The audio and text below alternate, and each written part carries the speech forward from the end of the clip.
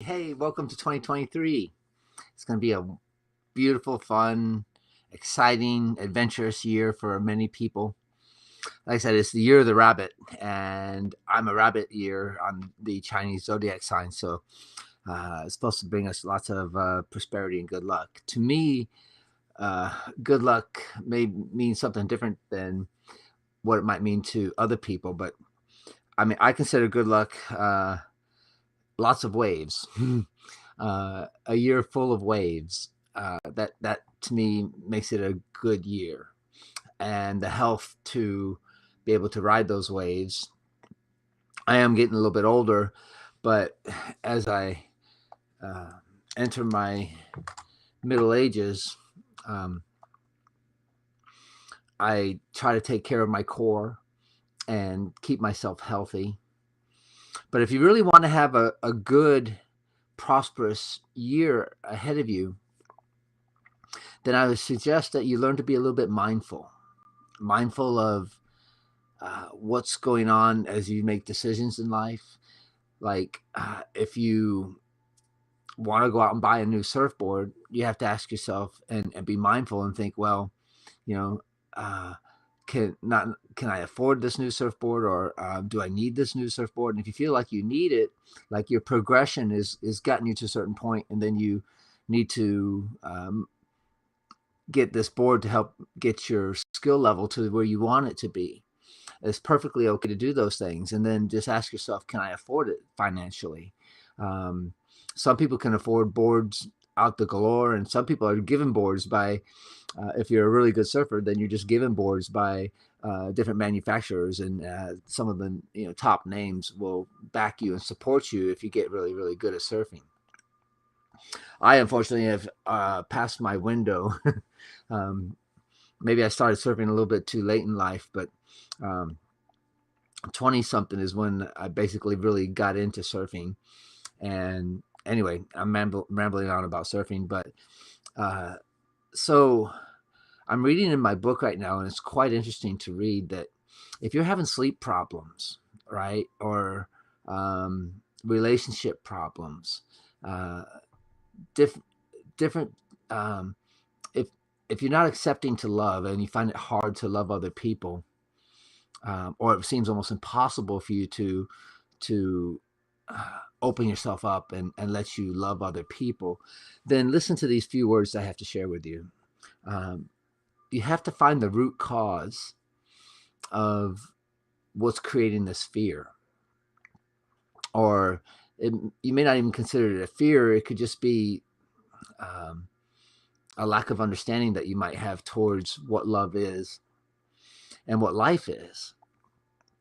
So the root cause of most people's sleeplessness, lack of relationship status, is the fear of death. um, Death uh, comes to us in almost every moment of our life. In fact, you breathe in when you inhale, you're breathing in life, and when you exhale, you breathe out death. Um, so life and death are not inseparable. They can't be separated. They're each one aspect of the same thing. So two sides to the same coin, I guess you could say.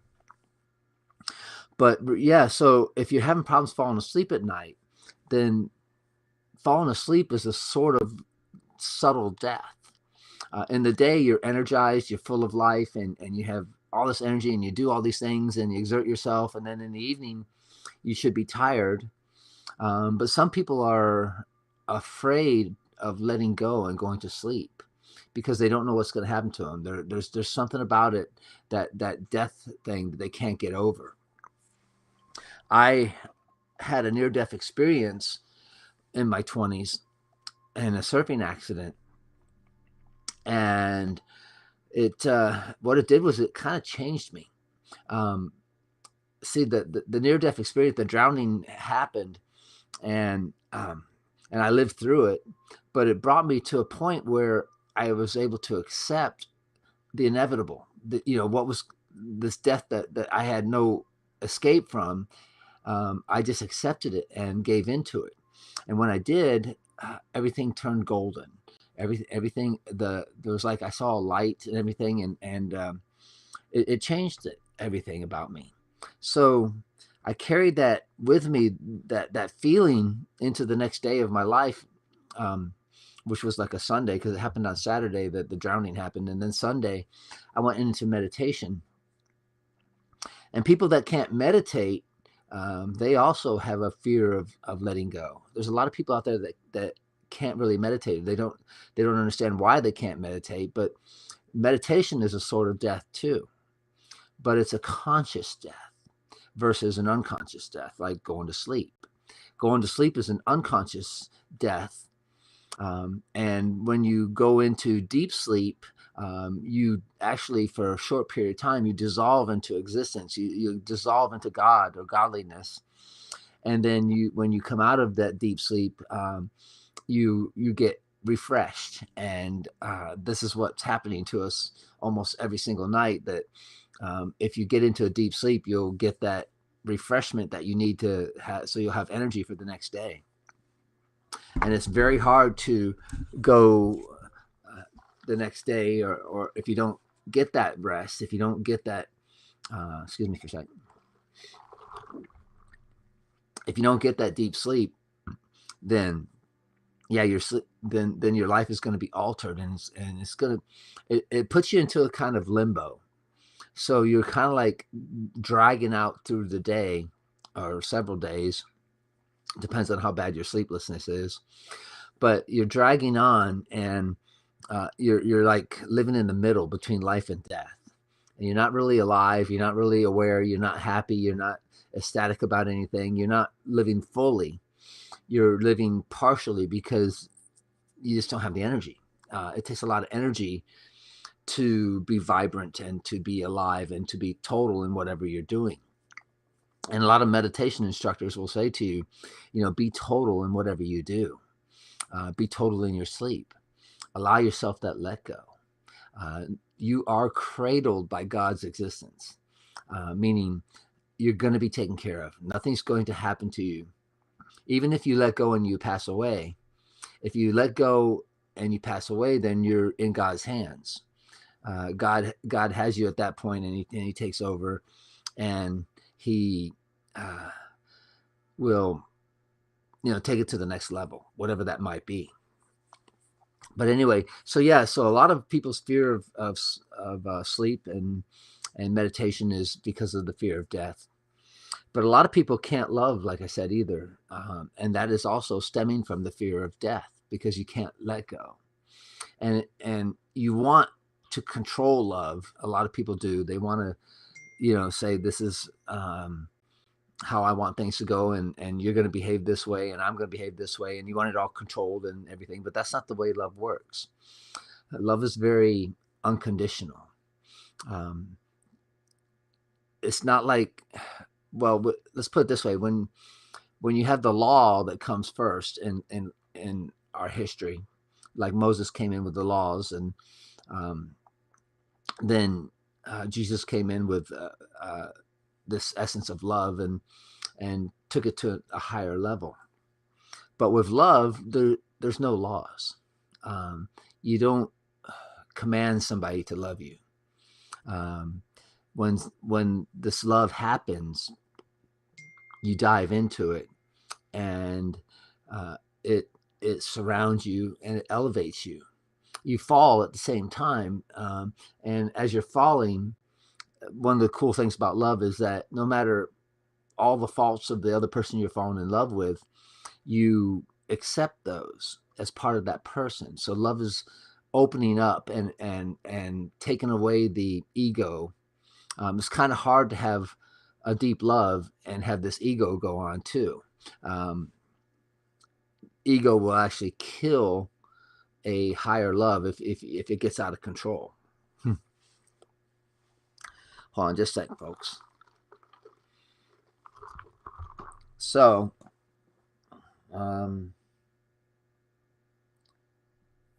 anyway, yeah, I'll just check my phone. So if you can control this let go, which you can't, a let go is total. and you have to let go totally.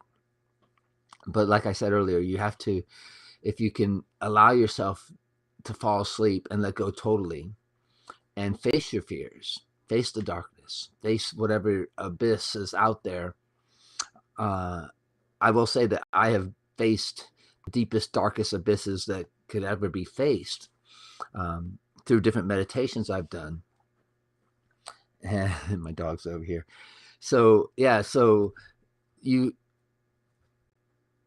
just have to get to a point where you feel comfortable. And if you start doing it by meditation, you will fall asleep consciously. When you meditate, when you get into a deeper meditation, I should say, it takes about 15 minutes to get from lying down or sitting down and closing your eyes and going into yourself, watching all these thoughts, watching what happens, watching your emotions, just being the watcher, just sitting there watching. If you do that, it takes about 15 minutes to get to a point where the mind really slows down to nothing. And then you'll have moments of silence, moments of unconscious. It's not really unconscious. You're conscious, but you're observing the state of no mind. And when you're doing that, you're opening yourself up to existence. And at that point, meditation happens. You're not really meditating while you're going through all this mind stuff. That's just a preliminary. The meditation happens when everything's stilled and you're conscious and you're not thinking. And if you dive into that deeper and deeper you go, there's a point comes where you dissolve. You're still conscious. It's kind of hard to describe. You're still conscious, but in a way, you're also very unconscious. You're not there. You disappear. And they call that occurrence samadhi. And it can happen to beginner meditators. It can happen to you if you just start meditating. But if you look for it, it won't happen.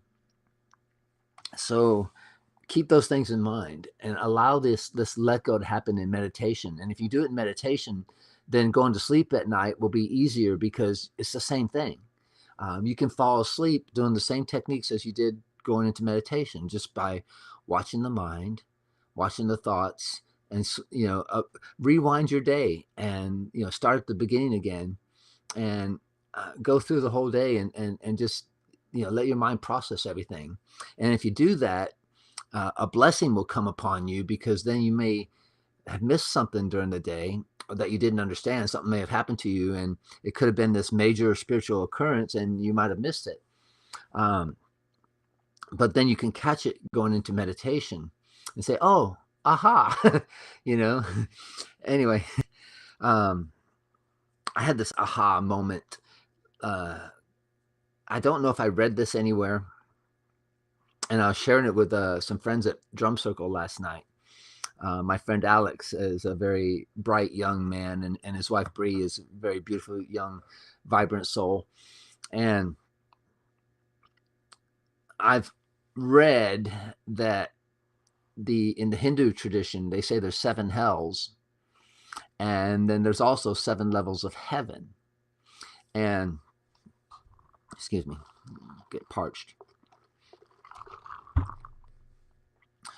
And the correlation I had with this was that us having 7 chakras could be the not coincidence, but the merge of the inside and the outside of what God is, and what God is why we have life, and why we keep life going on this planet and throughout the universe. That each chakra in our physical body also can be a heaven and a hell. The first chakra is the root chakra, and if you're experiencing pain and suffering, then it's hell. But if you're full of bliss in the physical body, if your body feels good and you're happy and you're vibrant and you're sleeping well and you've learned to let go, then you get into deep sleep. Then it's very blissful. Life is very beautiful, and then you have energy to surf. Then you have energy to meditate. Yeah, it takes energy to meditate. But the physical body could also be the bot. It would, I think it would work its way down from the crown chakra, being the highest level of godliness or heaven, or I guess I don't know that this part about the seventh having anything to do with hell is doesn't make sense. But stay with me. So because as it works its way down, they say the Hindus believe the worst hell is the seventh hell. That's the worst place that you could wind up. And most people in life never make it past the fourth chakra. Many never make it past the first or second chakra. They may raise a little energy, a little bit of awareness, and they may have a little bit of awakening or whatever. And they rose a little energy and they felt like they achieved something, but it's not the end of the road. Buddha took it much deeper. Patanjali, or Patanjali, however you pronounce it, he took it to the highest level where you could understand that there are these 7 levels. The emotional body is the next chakra up, and that could be heaven or hell too. And then the third chakra is the solar plexus, and it is the intellectual body. And of course, that can be a heaven or a hell too. The fourth is the spiritual body. And either you're totally shut off to love, or you're afraid to experience love by not letting go. Then, yeah, the fourth, not having love in your life, can be very harrowing experience. And at the fourth is when the division ends, so I've been told. So I'm still working on this theory as to the throat chakra, the fifth one up, has more to do with the afterlife, other dimensions where the afterlife exists. I'm not saying that that's where God is, but it exists more there than it does in the root chakra. You experience God in the fourth chakra, in the heart chakra, because that's where God, reaches down through the other chakras to meet you. And as you raise energy up, then it explodes and happens in the fourth chakra. But anything above the fourth, there's no division anymore. And it's very subtle, but there's differences between the throat chakra, the third eye chakra, and the crown chakra. The crown is basically God's abode. It is the peak. It is the Everest. It's as high as we can get. And we can experience this godliness when we go into deep meditation and we experience samadhi. We dive into it. We dive into ourselves and we just total let go. Just be receptive. Just be accepting and open and just you'll find out that it's very beautiful and nothing's going to happen to you. And like I said, if something happens to you and you're up into these levels of the throat and the third eye or the crown chakra, you're already with God. There's no separation anymore. The only subtle differences between the throat and the third eye is that the throat is attached to the ears, and it's more about hearing and hearing the truth. And the third eye is more about seeing the truth. When the third eye opens up, you can actually see the different dimensions. You can visualize everything. When you close your eyes, you can dive lower, or you can go higher. If you go above the third eye to the crown, then that's when all vision stops. Then it's so subtle that not even that exists.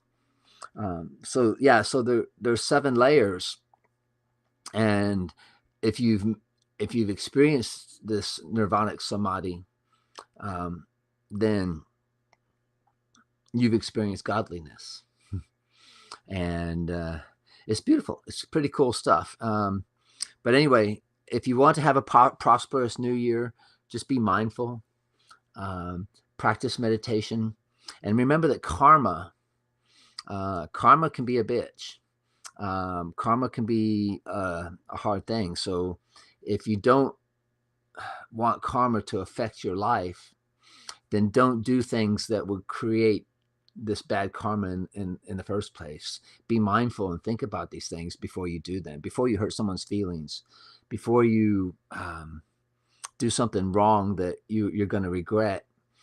Be mindful of it and think about it, and know that it's more like instant karma, like John Lennon called it, instant karma.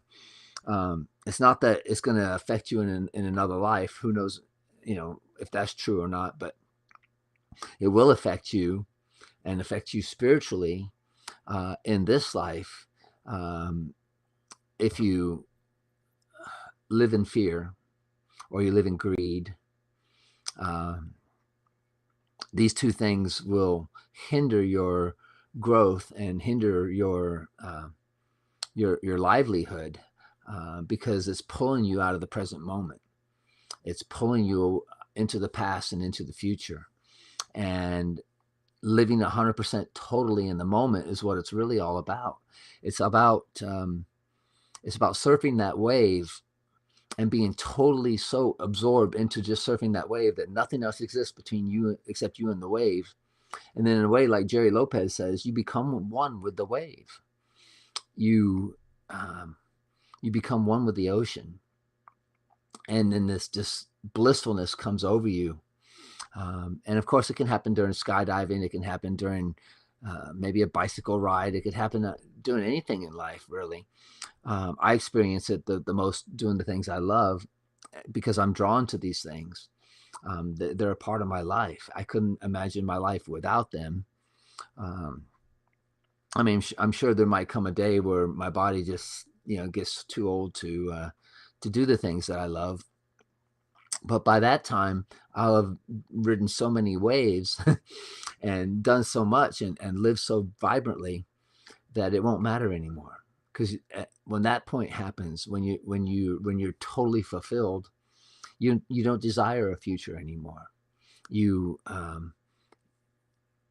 get absorbed into a totality as we draw closer and closer to death.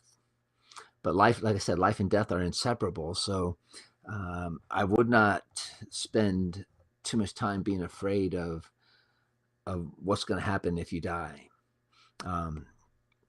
If you center yourself, if you practice meditation and practice awareness and be mindful, all these Eastern concepts, they're very beautiful things. You can take beautiful things from the West too. I mean, prayer is beautiful. It draws you closer. But with prayer, there's still a little bit of a separation because you're praying to something. And then as if you were separate from it when you're actually not. And when you do things totally, you'll feel that separation disappears. All right. So I guess we talked about the same thing I pretty much talk about every time I get on the air, and I'm doing these things live. So kind of hard to not make mistakes or look stupid, but I can't avoid that too much. All right. I guess we'll end it here. Happy New Year to everybody. 2023 is going to be a great year. And I think if you make a plan and have at least maybe a good vacation planned or something this year, start the year off right and treat yourself and or have yourself something to work towards.